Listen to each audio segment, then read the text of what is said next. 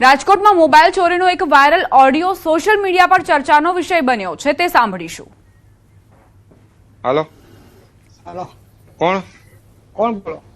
આ મોબાઈલ તમારી પાસે છે? હા, મોબાઈલ મારો. તમે કોણ બોલો?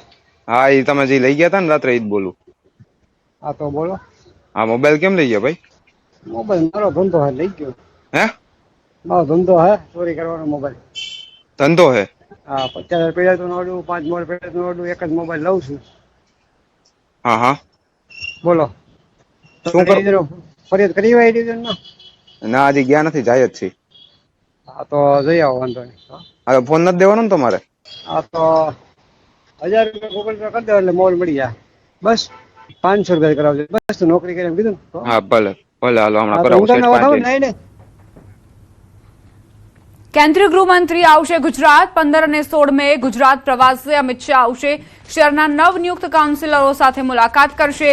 વિવિધ વિકાસલક્ષી કાર્યક્રમોમાં પણ અમિત શાહ હાજરી આપવાના છે. સ્થાનિક સ્વરાજની ચૂંટણીમાં ભાજપે જે વિજય હાંસલ કર્યો તે બાદ પ્રથમ વખત અમિત શાહ ગુજરાતના પ્રવાસે આવવાના છે. નવનિયુક્ત જે કોર્પોરેટર્સ છે તેમની સાથે મીટિંગ કરવાના છે, બેઠક કરવાના છે.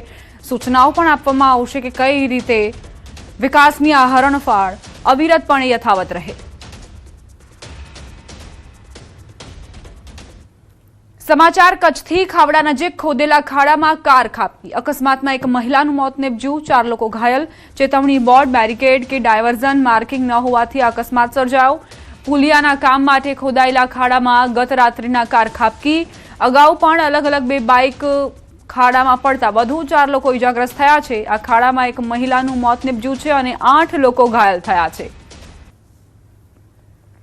કચ્છમાં અકસ્માતની આ ઘટના, જેમાં એક મહિલાનું મોત થયું, 4 વ્યક્તિ ઘાયલ થયાના સમાચાર. અહીં બેદરકારી એવી કે ચેતવણી બોર્ડ પણ ન હતા, કોઈ બેરિકેડ લગાવવામાં નહોતા આવ્યા અને ખાડામાં આ અકસ્માત સર્જાયો, જે બાદ કાર ખાબકી.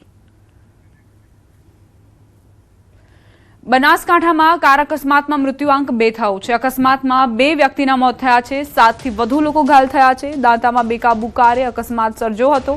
પૂરપાટ ઝડપે આવતી કાર ચાની નાની દુકાનમાં ઘૂસી જતા અકસ્માત સર્જાયો. સારવાર દરમિયાન ચાના દુકાનદારનું પણ મોત નીપજ્યું. ઇજાગ્રસ્તોને સારવાર માટે હોસ્પિટલ ખસેડાયા. દાંતા પોલીસે અકસ્માતનો ગુનો નોંધી તપાસ શરૂ કરી છે.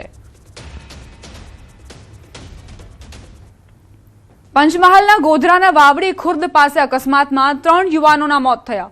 મોડી રાતનો આ બનાવ. હોટેલ નજીક મુખ્ય માર્ગની બાજુમાં ઉભેલા 3 યુવકોને કાર ચાલકે અડફેટે લીધા. વાવડી ખુર્દ ગામ નજીક હોટેલ ચામુંડા પાસે અકસ્માત થયો. અકસ્માતમાં બાઇક સવાર 3 યુવકોના ઘટના સ્થળે જ મોત થયા. અકસ્માતમાં દરુણિયા ગામના 2 અને બેઠિયા ગામના 1 યુવકનું ઘટના સ્થળે જ મોત થયું. તમામ મૃતદેહોને પોસ્ટમોર્ટમ માટે ગોધરા સિવિલ હોસ્પિટલ ખસેડવામાં આવ્યા. કાર ચાલક મામલે પોલીસે વધુ તપાસ હાથ ધરી છે.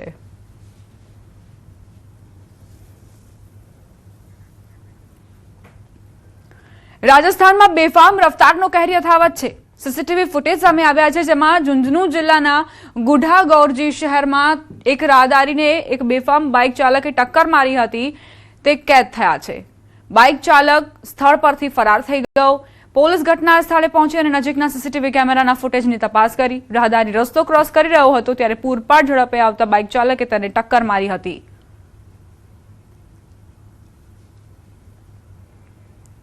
ઝુંઝુનુ જિલ્લાથી આ તસવીરો સામે આવી છે કે જ્યાં એક રાહદારી પસાર થાય છે અને ત્યાંથી એક બાઇક ચાલક પોતાનું વાહન લઈને જઈ રહ્યો છે. તેણે બ્રેક પણ નહોતી મારી, રાહદારીને ટક્કર મારી અને ત્યાંથી ફરાર થઈ જાય છે. સીસીટીવી ફૂટેજ પણ સામે આવ્યા છે, જેના આધારે પોલીસે હવે ચાલકને પકડવા ચક્રો ગતિમાન કર્યા છે. અસહ્ય ગરમી વચ્ચે વડોદરાના એસએસજી હોસ્પિટલમાં હીટ સ્ટ્રોક વોર્ડને લઈને ગંભીર બેદરકારી સામે આવી. દર્દીઓની સારવાર માટે તૈયાર કરાયેલો હીટ સ્ટ્રોક વોર્ડ તાળાબંધ હાલતમાં જોવા મળ્યો અને મેડિકલ સ્ટાફ પણ ગેરહાજર હતા. ન્યૂઝ 18 ગુજરાતીના રિયાલિટી ચેક દરમિયાન હોસ્પિટલ તંત્રની ગંભીર બેદરકારી બહાર આવી, જેના કારણે સમગ્ર વ્યવસ્થાપન પર સવાલ ઉઠ્યા છે.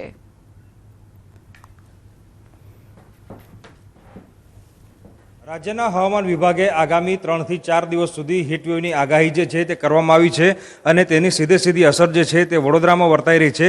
ગઈકાલની વાત કરીએ તો સિઝનનો સૌથી હોટેસ્ટ ડે છે તે વડોદરા શહેરમાં હતો. એના કારણે લોકો પોતાના ઘરની બહાર જે છે તે નહોતા નીકળી શકતા. અસહ્ય ગરમીના કારણે હીટ સ્ટ્રોકની ઘટનાઓ જે છે તે બનતી હોય છે અને સામાન્ય નાગરિકો જે છે તે લૂ લાગવાનો શિકાર જે છે તે બનતા હોય છે. SSG હોસ્પિટલ ખાતે અહીંયા જોઈ શકાય છે દ્રશ્યોમાં કે હીટ સ્ટ્રોક વોર્ડ જે છે તે શરૂ કરવામાં આવ્યો છે, પરંતુ વોર્ડ જે છે તે શોભાના ગાંઠિયા સમાન છે. અત્યારે આ જે વોર્ડ છે તે બંધ હાલતમાં છે. બીજી મહત્વપૂર્ણ વાત છે કે મેં કીધું પ્રમાણે ગઈકાલે સિઝનનો હોટેસ્ટ ડે હતો વડોદરામાં અને રોજના સરેરાશ 15 થી 20 દર્દીઓ જે છે તે લૂ લાગવાનો શિકાર જે છે તે બનતા હોય છે. પરંતુ આજે સરકારી તંત્ર છે, SSG હોસ્પિટલનું તંત્ર જે છે તેનું ઉદાસીન વલણ જે છે તે જોવા મળી રહ્યું છે અને દ્રશ્યોમાં પણ જોઈ શકાય છે કે માત્ર દેખાડો કરવા માટે હીટ સ્ટ્રોકનો વોર્ડ જે છે તે અહીંયા તૈયાર રાખવામાં આવ્યો છે. પરંતુ જો કોઈ દર્દી લૂ લાગવાની ફરિયાદ સાથે અહીંયા આવે તો સારવાર ક્યાં કરાવે તે સૌથી મોટો સવાલ છે, કારણ કે અહીંયા આ તાળું જે છે તે મારવામાં આવ્યું છે. એટલે ચોક્કસથી જે સરકારી હોસ્પિટલ તંત્ર જે છે ત્યાં લાલિયાવાડી ચાલતી હોય તેમ લાગી રહ્યું છે. માત્ર ને માત્ર કાગળ પર દર્દીઓને સારવાર આપવામાં આવતી હોવાના દાવા જે છે તે કરવામાં આવી રહ્યા છે. પરંતુ મેં તમને આ તાળું બતાવ્યું, એ તાળું જે છે તે પુરવાર કરે છે કે જો તમને લૂ લાગે તો તમારે SSG હોસ્પિટલમાં આવવાની કોઈ જરૂર નથી, કારણ કે જો SSG હોસ્પિટલમાં આવશો તો તમારી તબિયત સુધરવાને બદલે લથડશે, કારણ કે હીટ સ્ટ્રોકનો જે વોર્ડ છે તે અત્યારે બંધ હાલતમાં છે અને અહીંયા તબીબ કે મેડિકલ સ્ટાફ જે છે તે ઉપલબ્ધ નથી. હાર્દિક દીક્ષિત, ન્યૂઝ 8 ગુજરાતી, વડોદરા. વાત હવે પીએમના પ્રવાસની તૈયારીઓ વિશે.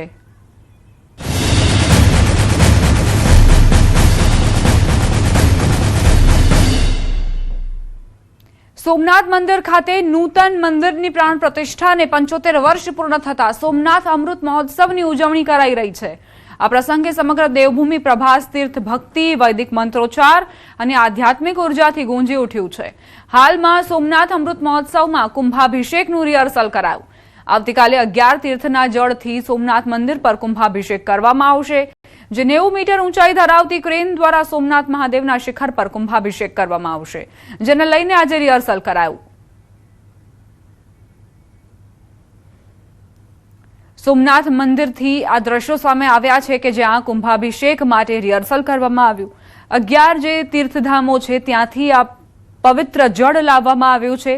મહાદેવને જળાભિષેક કરવા માટે, કુંભાભિષેક કરવા માટે આ તૈયારીઓ ચાલી રહી છે. અને જ્યારે પ્રધાનમંત્રી મોદી આવવાના હોય, કેમ કે સોમનાથ ટ્રસ્ટના ચેરમેન છે પ્રધાનમંત્રી મોદી, અને તેમના હસ્તે જ્યારે પૂજન અર્ચન થવાનું હોય તો અલગ જ ઉત્સવનો માહોલ સોમનાથ નગરીમાં જોવા મળી રહ્યો છે. 3 મહિના પહેલા પણ પ્રધાનમંત્રી મોદી આવ્યા હતા જ્યારે 100 વર્ષ પૂર્ણ થયા હતા સોમનાથ મંદિરને, અને હવે ફરી એક વખત પ્રધાનમંત્રી મોદી આવી રહ્યા છે. પીએમના આગમનને લઈને તૈયારીઓ પૂરજોશમાં. આવતીકાલે વડાપ્રધાન મોદી સોમનાથમાં આવશે. સોમનાથ મંદિરના 75 વર્ષ પૂર્ણ થતા અમૃત મહોત્સવમાં ભાગ લેશે. એર શો અને રોડ શો સહિત વિવિધ કાર્યક્રમોના રિહર્સલ પૂર્ણ થયા. 11 તીર્થોના જળથી પૂજન કરી મંદિરના શિખર પર વિશેષ અભિષેક થશે. સમગ્ર વિસ્તારમાં ચુસ્ત બંદોબસ્ત ગોઠવાયો છે.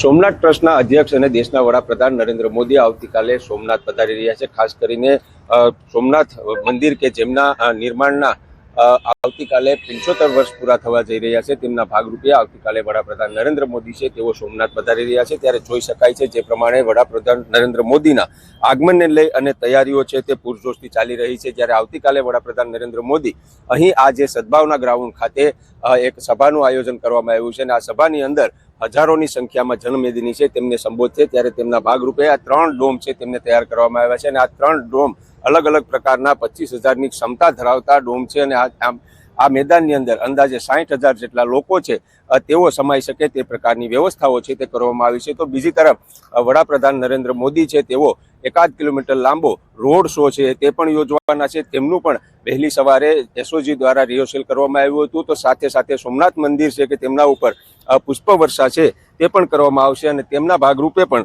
કહી શકાય કે આજે હાલ જ અત્યારે જ હેલિકોપ્ટર દ્વારા રિહર્સલ કરવામાં આવ્યું હતું. સાથે સાથે સૂર્ય કિરણ દ્વારા જે કહી શકાય કે એરફોર્સ દ્વારા સૂર્યકિરણ જે છે તે પણ કરવામાં આવી રહ્યું છે. એટલે કહી શકાય કે આવતીકાલે વડાપ્રધાન નરેન્દ્ર મોદી જ્યારે અહીં સોમનાથ ખાતે પધારી રહ્યા છે અને સોમનાથ મંદિરના 75 વર્ષ પૂર્ણ થવા જઈ રહ્યા છે, ત્યારે સોમનાથ મંદિર અને તેમની આસપાસનો જે વિસ્તાર છે તેમને કડક સુરક્ષા બંદોબસ્તથી સજ્જ કરવામાં આવ્યો છે. દિનેશ સોલંકી, ન્યૂઝ 18 ગુજરાતી, ગીર સોમનાથ. પશ્ચિમ બંગાળમાં ભવ્ય જીત બાદ પ્રધાનમંત્રી નરેન્દ્ર મોદી આવતીકાલે વડોદરાની મુલાકાતે છે. શહેરમાં તેમનું સ્વાગત ખાસ બંગાળની થીમ પર કરવામાં આવશે, જેમાં વિવિધ ઝાંખીઓ, રોશની અને આકર્ષક ડેકોરેશનની તૈયારીઓ કરાઈ છે. ઠેર ઠેર સ્ટેજ, કટઆઉટ્સ અને LED ડિસ્પ્લે લગાવવામાં આવ્યા છે.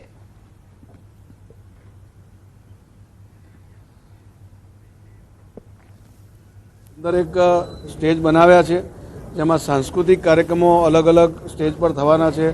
એમાં પણ બંગાળનો જ્યારે વિજય થયો છે ત્યારે બંગાળના પણ 2 સ્ટેજ બનવાના છે. અમારી એવી કલ્પના છે કે 800,000 બંગાળના લોકો, જે નાગરિકો અહીં વડોદરામાં વસેલા છે, પોતાના પરિધાનમાં ઉપસ્થિત સાહેબનું સ્વાગત, અભિવાદન કરવા માટે એવી વ્યવસ્થા પણ કરી છે. એક સ્ટેજ બન્યું છે. એવી રીતે 15 સ્ટેજ પર અલગ અલગ સાંસ્કૃતિક કાર્યક્રમો દ્વારા નગરજનોને એનું મહત્ત્વ સમજાય એ પ્રકારની અહીંયા માહિતીનું પ્રદર્શન સાંસ્કૃતિક કાર્યક્રમ દ્વારા થવાનું છે. આવતીકાલે વડાપ્રધાન નરેન્દ્ર મોદી પોતાની કર્મભૂમિ વડોદરા ખાતે પહોંચવાના છે અને ઉલ્લેખનીય બાબત છે કે પશ્ચિમ બંગાળમાં ભવ્ય જીત મેળવ્યા બાદ તેઓ પહેલી વખત જ્યારે વડોદરા આવી રહ્યા છે, ત્યારે તેમના સ્વાગતમાં કોઈપણ જાતની કમી ન રહી જાય તેનું ખાસ ધ્યાન જે છે તે વહીવટીતંત્ર દ્વારા રાખવામાં આવ્યું છે. અને વડોદરાની જો વાત કરવામાં આવે તો પશ્ચિમ બંગાળની થીમ પર વડાપ્રધાનનું સ્વાગત કરાય તેવા પ્રકારની વ્યવસ્થા જે છે તે કરવામાં આવી છે. અહીંયા વિવિધ ઝાંખી અને રાત્રિ દરમિયાન જે છે તે ભવ્ય રોશની જે છે તે કરવામાં આવનાર છે. ઠેર ઠેર સ્ટેજ બનાવવામાં આવ્યા છે, કટઆઉટ લગાવવામાં આવ્યા છે, તો સાથે સાથે જે LED સ્ક્રીન છે તે પણ લગાડવામાં આવી છે. જો કાર્યક્રમની આપણે વાત કરીએ તો સાંજે 5:30 વાગે વડોદરા એરપોર્ટ ખાતે જે વડાપ્રધાન છે તેમનું આગમન થવાનું છે. ત્યારબાદ તેઓ સાંજે 6 વાગે સરદારધામ ખાતે જે લોકાર્પણ કાર્યક્રમ છે ત્યાં પહોંચવાના છે. અને ત્યાં લોકાર્પણ પૂર્ણ કર્યા બાદ જે છે તે સાંજે 7:30 વાગે આજે તમે ગદા સર્કલ જોઈ રહ્યા છો તે ગદા સર્કલ ખાતે પહોંચવાના છે. અને 7:30 વાગે અહીંયાથી રોડ શો શરૂ થશે અને ત્યારબાદ એરપોર્ટ સુધી રોડ શો જે છે તે યોજાવાનો છે. લગભગ 8 વાગ્યાની આસપાસ વડાપ્રધાન જે છે તેઓ એરપોર્ટ ખાતે પહોંચવાના છે અને ત્યારબાદ દિલ્હી ખાતે જવા રવાના થવાના છે. એટલે મેં કીધું પ્રમાણે કે વડોદરા જે છે તે વડાપ્રધાન નરેન્દ્ર મોદીની કર્મભૂમિ છે અને જ્યારે તેઓ અહીંયા આવવાના હોય ત્યારે લોકોને જે છે તે ઇન્વાઇટ કરવાની જરૂર નથી પડતી. જનમેદની જે છે તે આપોઆપ ઉમટી ઉઠે છે. અત્યારે આવતીકાલે જ્યારે વડાપ્રધાન વડોદરા આવશે ત્યારે મોટી સંખ્યામાં વડોદરાવાસીઓ જે છે તે ઉપસ્થિત રહેવાના છે. અને વિશેષ છે તે પશ્ચિમ બંગાળનો સમાજ જે છે તે વડોદરા ખાતે વસવાટ કરે છે, એ સમાજ દ્વારા પણ વિશેષ સ્વાગત જે છે તે વડાપ્રધાનનું કરવામાં આવનાર છે. હાર્દિક દીક્ષિત, ન્યૂઝ 18 ગુજરાતી, વડોદરા. અમદાવાદના થલતેજ વિસ્તારમાં 90 વર્ષ જૂના સનાતન રામધામ